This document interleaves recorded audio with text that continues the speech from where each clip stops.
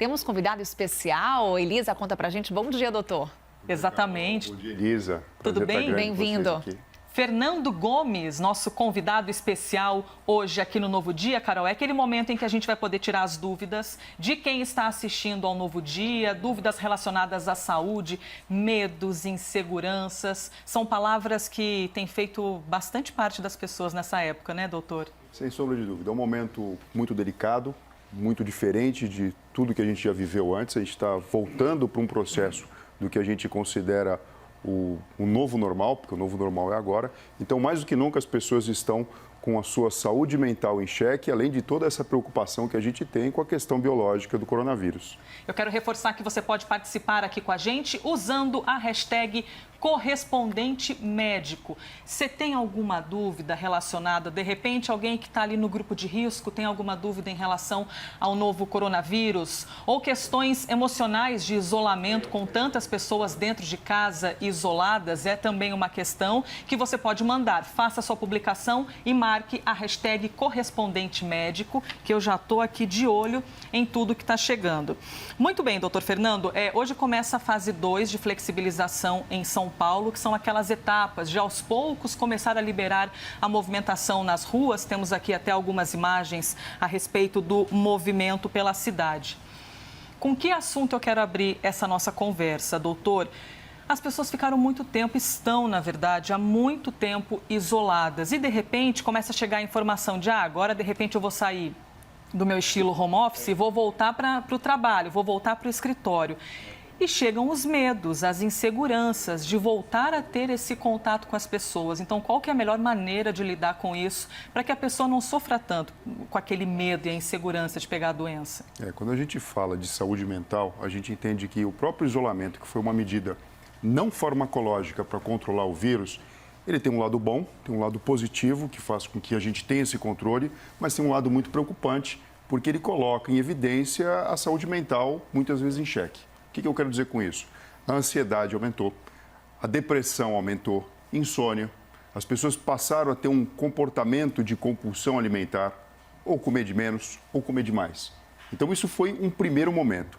O segundo momento que a gente está vivendo agora é essa euforia, essa sensação da reabertura.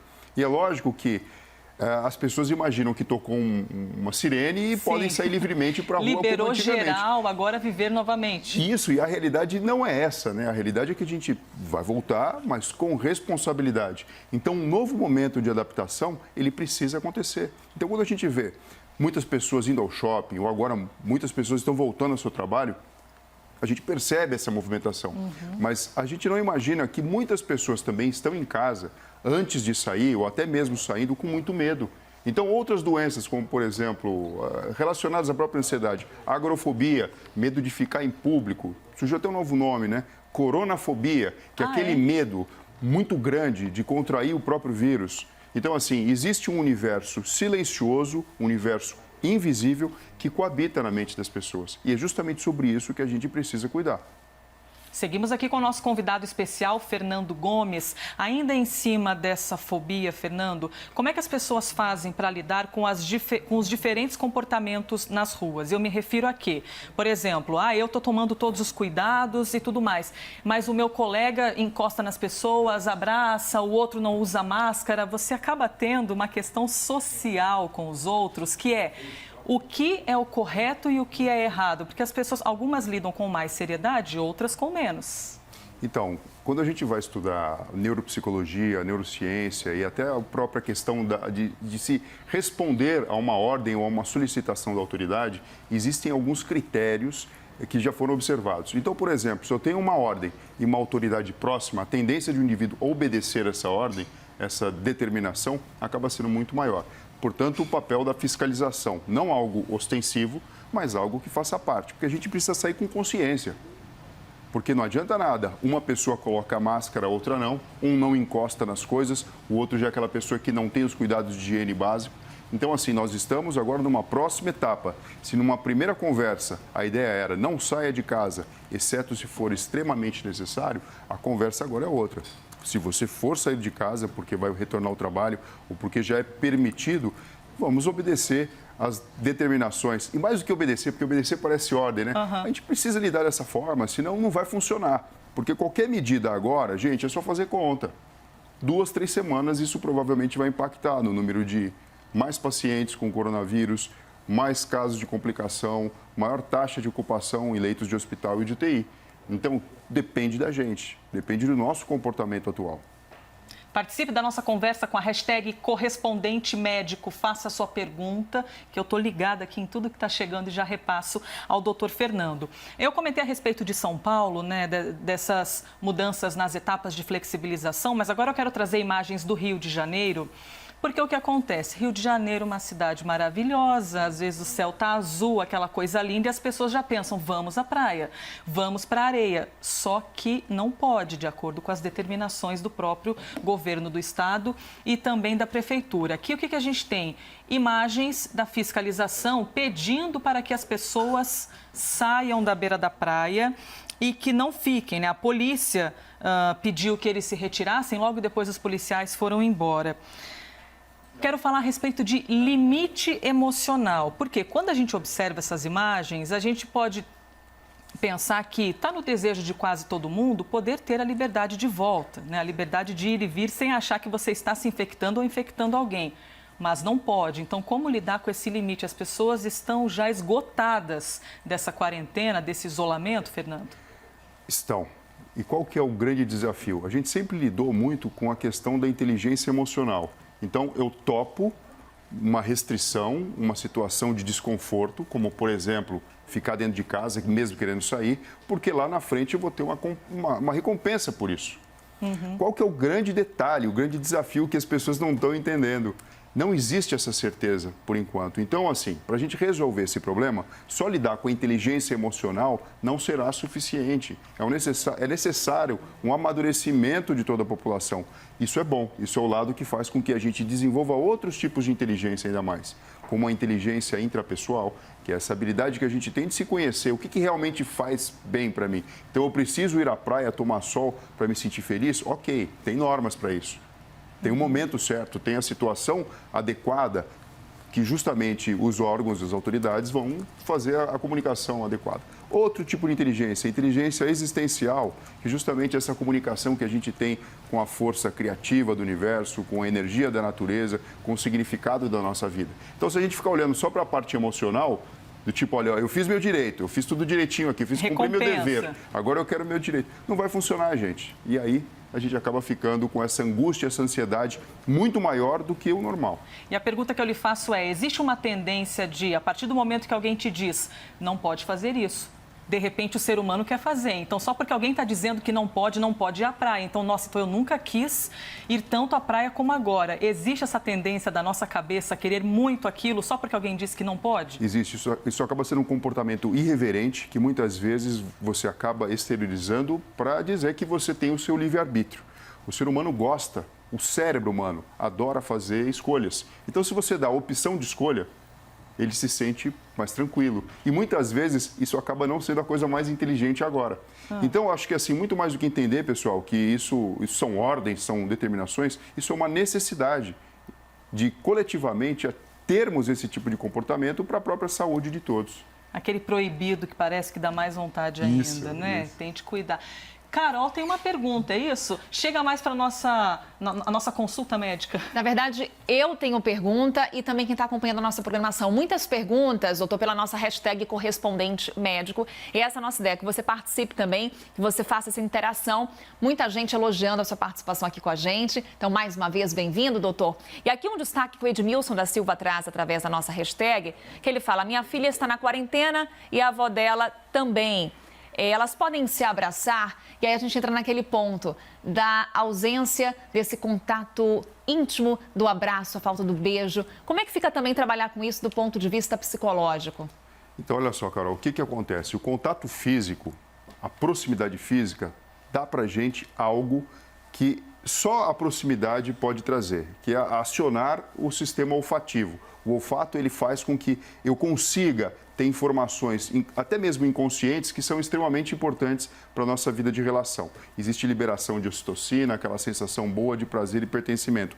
Esse acaba sendo o nosso desafio no dia de hoje. Então, se a avó está em quarentena ou o avô está em quarentena e o neto também, mas estão distantes, em casas diferentes, é complicado nessa hora falar, olha, pode sair se abraçando porque simplesmente uma determinação ocorreu da flexibilização. Na verdade, a gente não tem vacina ainda, na verdade, as pessoas não estão imunizadas na sua maior parte dos casos e das experiências, então muito cuidado. Agora, nós temos a tecnologia a nosso favor, então isso não faz com que você não possa continuar estimulando esse vínculo afetivo através de chamada de vídeo, até mesmo através do contato mesmo que à distância, e na verdade o nosso cérebro tem essa capacidade de se readaptar e redesenhar esse novo normal.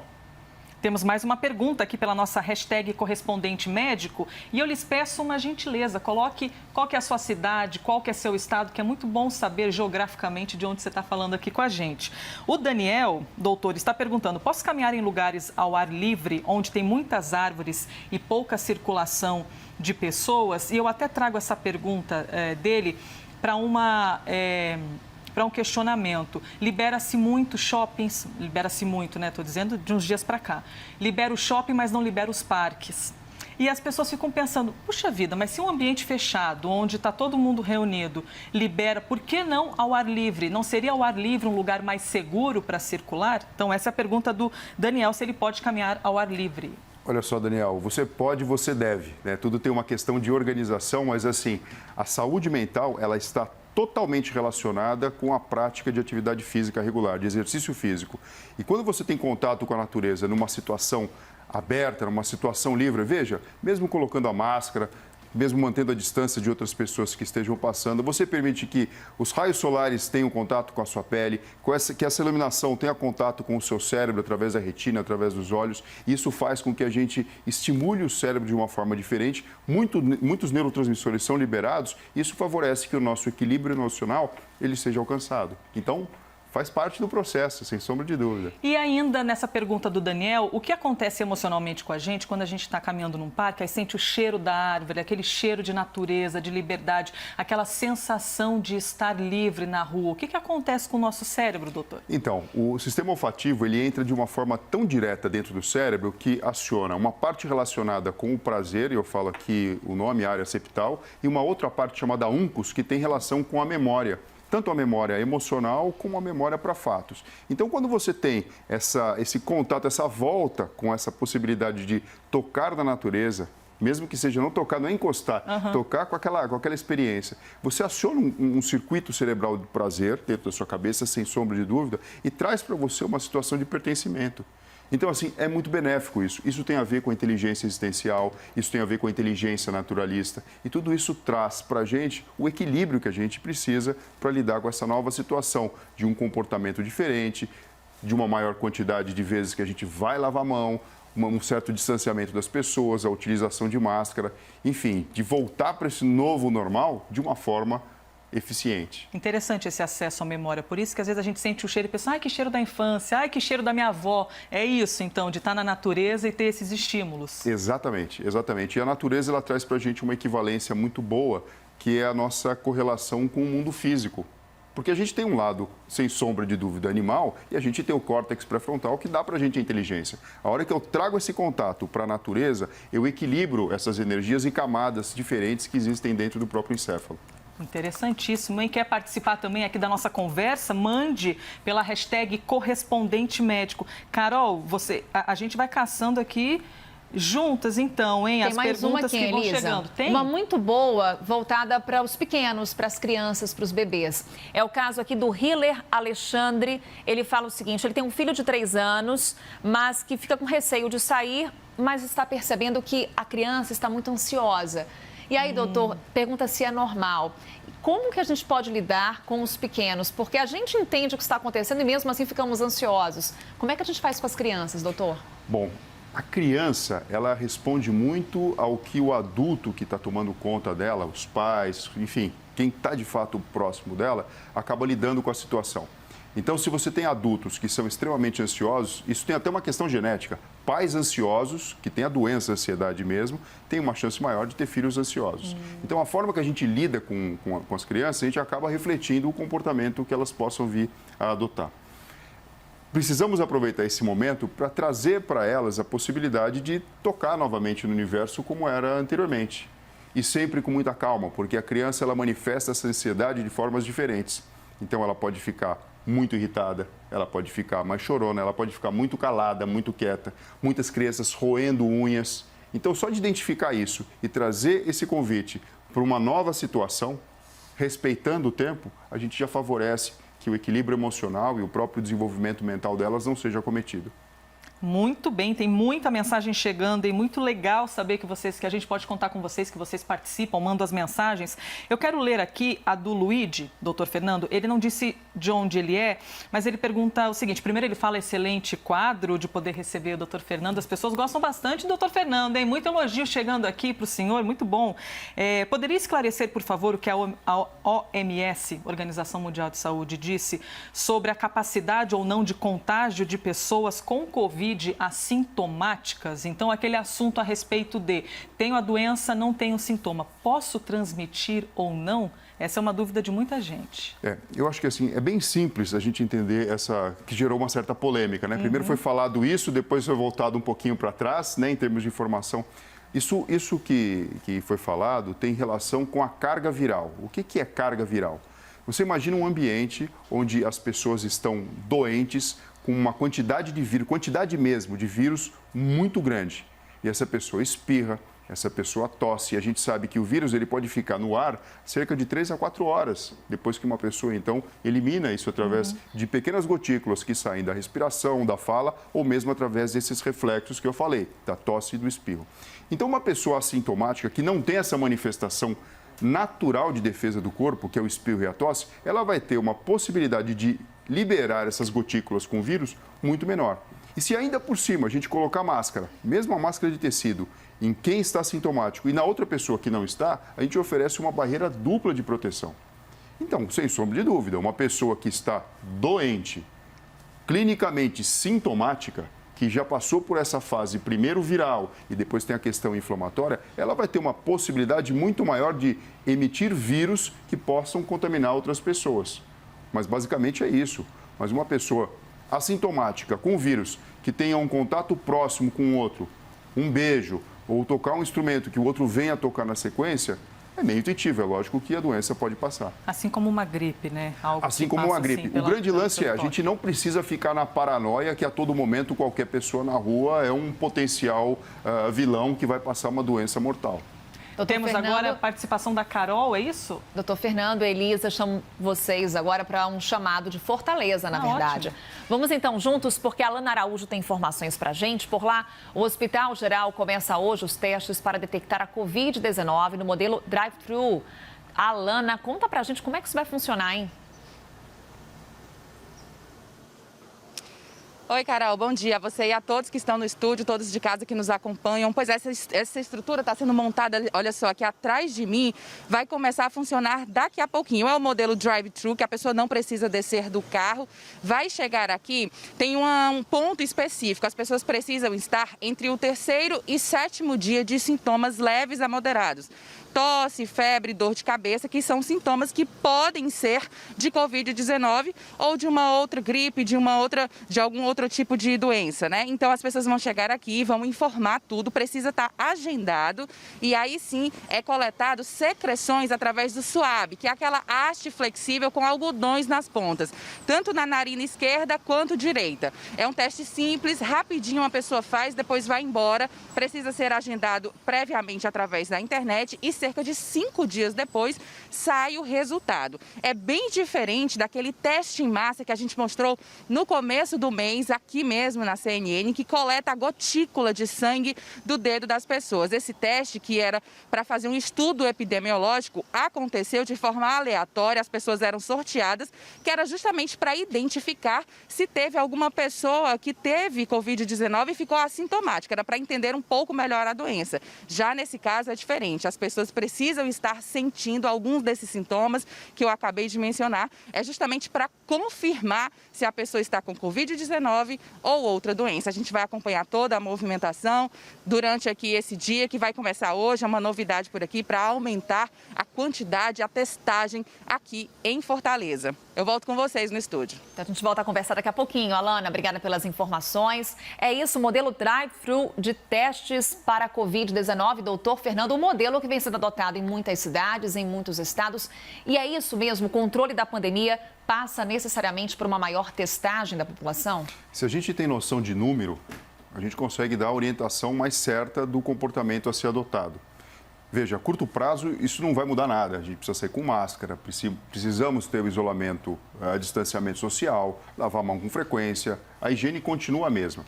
Mas aqui o que está sendo dito é o seguinte, o indivíduo tem um sinal e um sintoma, e a gente sabe que o PCR, que é essa forma de identificar o vírus, ele acaba sendo detectado no início do quadro, então por isso que é importante ter essa informação, mas a gente precisa entender o que vai ser feito logo depois.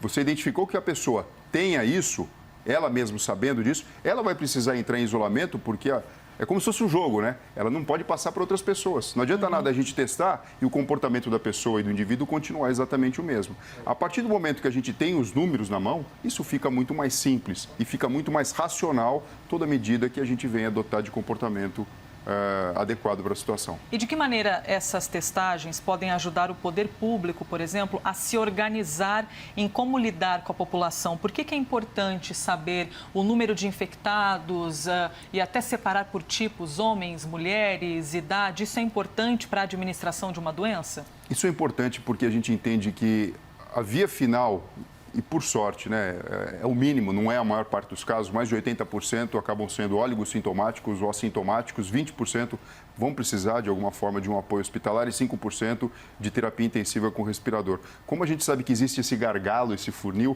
é importante para o poder público e para a própria população entender tudo isso, porque, na verdade, você lida com uma situação de vamos oferecer tudo que seja possível do ponto de vista tecnológico, humano e da medicina para todas as pessoas. Então, para a gente cumprir o papel do SUS, que é justamente essa visão integral da medicina para todas as pessoas, nós precisamos ter acesso aos números. É lógico que, assim, nem sempre a gente vai conseguir chegar nesse ponto, mas pelo menos como se fosse um racional teórico da utopia do SUS. A gente precisa mirar para isso e andar nesse sentido. Agora eu quero trazer para a conversa, doutor, uma classe profissional que o senhor conhece bem, que são os profissionais da área da saúde, que estão diariamente em contato com pessoas doentes e sofrem o impacto da pandemia. E não só no Brasil, viu? Você vai conhecer agora duas enfermeiras do México, isso mesmo, duas enfermeiras mexicanas que lidam com o risco, com esse estresse, com a solidão. E quem fez a reportagem que você vai assistir agora é a Luísa Duarte. A pandemia do novo coronavírus mudou a vida de quase todo mundo, mas talvez quem mais venha sentindo o impacto desse desafio global são os profissionais que atuam na linha de frente, em especial as enfermeiras. Em 15 anos de profissão, Nancy Luz Pineda nunca precisou fazer tantas mudanças para proteger a si mesma e a família. Há 1 mês e meio, ela não vê as duas filhas, uma de 16 e a outra de 11 anos. Lidar com a solidão é um pouco difícil, mas estou confortada em saber que estou fazendo o melhor que posso para sair vitoriosa e não infectar minha família ou aqueles que amo. Contagiar a minha família ou contagiar os seres a los que amo. Nancy até se mudou para um quarto de hotel, mas a vida ali está longe de ser fácil. Além de se preocupar com a pandemia, ela precisa se preocupar em não sofrer constrangimento, já que outros profissionais de saúde sofreram preconceito de pessoas que dizem que eles são os responsáveis por disseminar o vírus. Outra enfermeira que passa pelo mesmo desafio é Karen Miranda Vargas, mãe solo e que também trabalha na mesma área que Nancy. Sí, se genera estresse, obviamente todos os que estamos nessa zona. Sim, a situação causa estresse em mim e em todos que estão nessa área. O medo de se infectar sempre vai existir, especialmente para nós que estamos com esses pacientes. Mas uma vez que você toma todas as precauções, o medo desaparece. Conforme vas investigando, pues esse medo vai desaparecendo. Muito bem, pessoas que arriscam a vida, que doam a própria vida, essa é a verdade, o senhor sabe bem o que é isso. Como lidar emocionalmente com isso, né? Como cuidar o mental a ponto de ter saúde para atender outras pessoas nesse momento? Elisa, só de a gente saber que existe essa fragilidade na saúde mental dos profissionais da linha de frente, a gente já favorece uma coisa que se chama metacognição. Então, a gente entende os processos que podem vir pela frente. Trabalhos na China já mostraram que aumenta a taxa de depressão, ansiedade, insônia na população em geral, assim que passou a primeira onda. Nos profissionais de saúde, em quem trabalhava em hospitais da linha de frente, lá em Wuhan, a taxa de depressão, ansiedade e estresse pós-traumático foi pelo menos o dobro. Então, só de saber isso, a gente entende que existe um grande papel da psicologia em ajudar todos nós e, sobretudo, a própria conversa que existe dentro da comunidade médica, entendendo que é importante identificar o indivíduo que está chegando numa situação de burnout mesmo, sabe? De estresse, e você conseguir isolar esse indivíduo antes que ele chegue num momento de muito sofrimento, que vai impactar, obviamente, no tratamento das pessoas, dos pacientes que estão ali, como também na situação familiar. O senhor falou metacognição? É a hora que a gente entende os processos mentais. Então, no começo, as pessoas entendem que estão fazendo parte de um trabalho que é muito importante para a humanidade. Mas, com o passar do tempo, muitas pessoas não estão nem voltando para casa. Estão dormindo em flats, apartamentos, porque tem criança pequena, tem idosos em casa. Você pode imaginar, depois que passa a primeira, segunda, terceira, quarta semana e aquilo vira uma rotina pesada, porque é de sofrimento, uma coisa é o indivíduo que está atendendo no pronto-socorro, já é difícil. A outra coisa é a pessoa que está trabalhando em terapia intensiva, que tem contato justamente com essa parte mais grave da dificuldade pulmonar, a perda dos pacientes, a morte, o óbito de uma forma muito triste. Então, assim, a gente precisa entender que por mais que todo médico, toda enfermeira, todo fisioterapeuta deseja ser um super-herói, nós somos de carne e osso. Então, identificar esse processo, e aí vem a questão da metacognição, de entender o que está acontecendo com as nossas próprias emoções e processos mentais, acaba sendo o grande trunfo para a gente não cair em algo que a gente sabe que é fadado a acontecer. Trabalhos científicos já mostraram que aconteceu na China, não tem por que não acontecer aqui, como também a gente viu na própria VT agora. Um desafio, Doutor Fernando né? Gomes, com a gente. Mais uma vez, doutor, muito bom tê-lo conosco no quadro Correspondente Médico e sempre você pode participar na hashtag Correspondente Médico. Obrigada, doutor. Muito obrigado e até amanhã.